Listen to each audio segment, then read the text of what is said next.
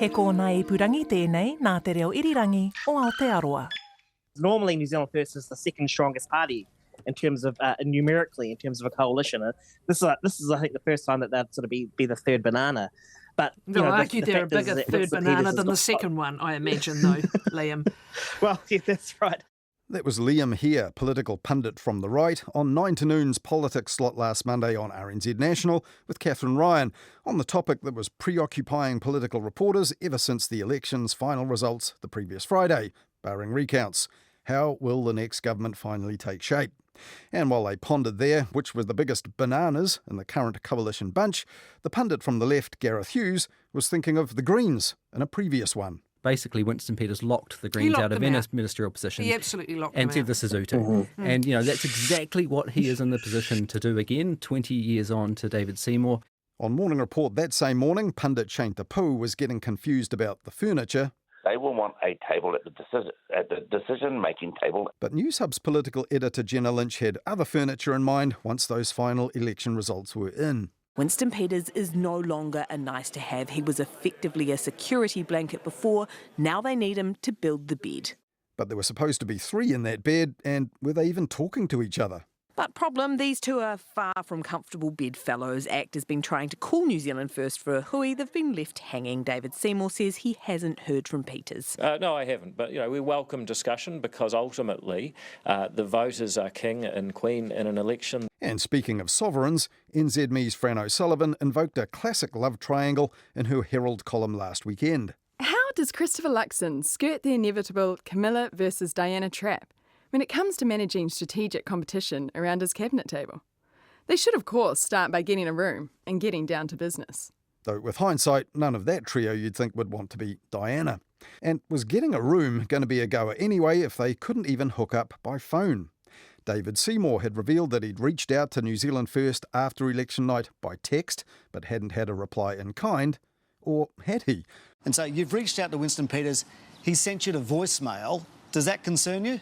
Well, first of all, that's not true. And second of all, I just think having that level of detailed argument again isn't quite going to help. Of course, we'll have to talk.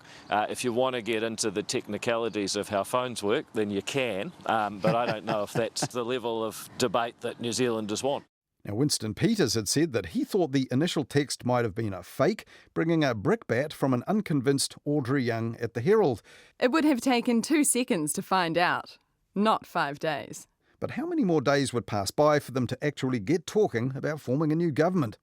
On Sunday's weekend collective show on News Talk ZB, the former National Party Minister Chris Finlayson was asked this. Wouldn't you just love to be in the tent right now doing the deal? No.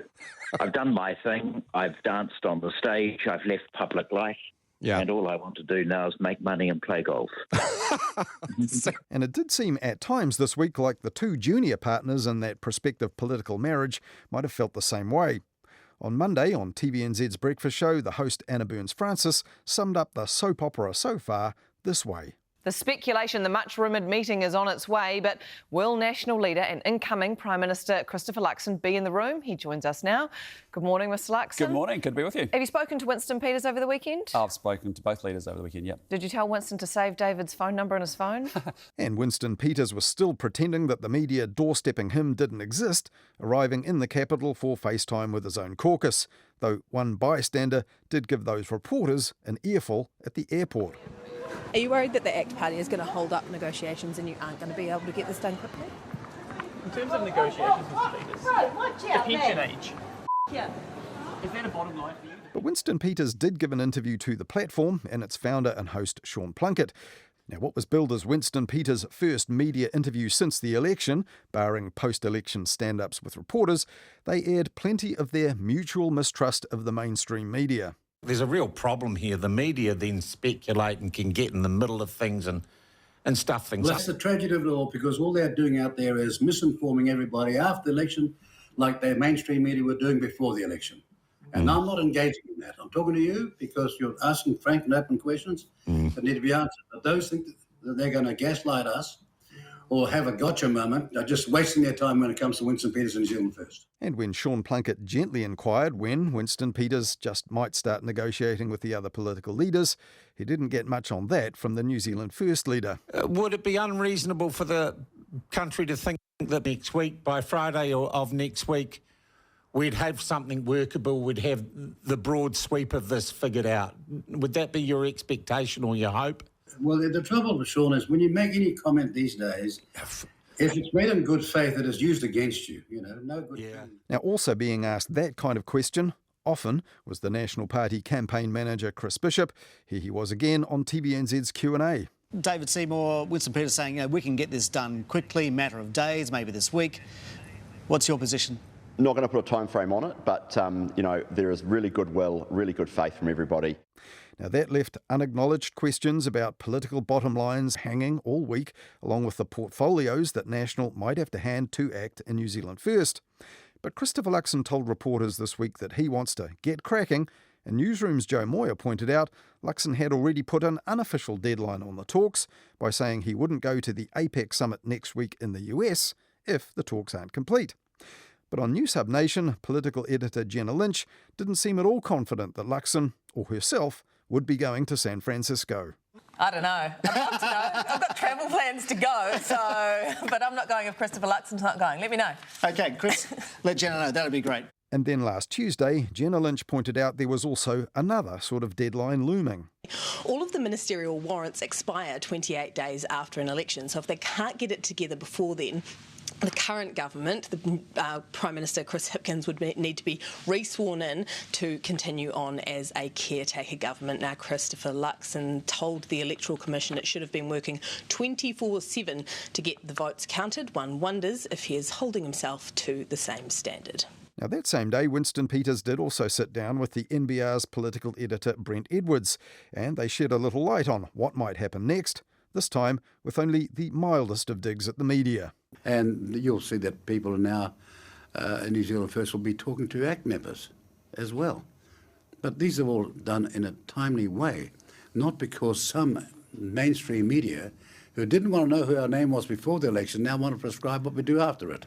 And in that pleasingly placid encounter, Brent Edwards also asked Mr. Peters if he now regretted the insults he'd made that made the whole thing harder.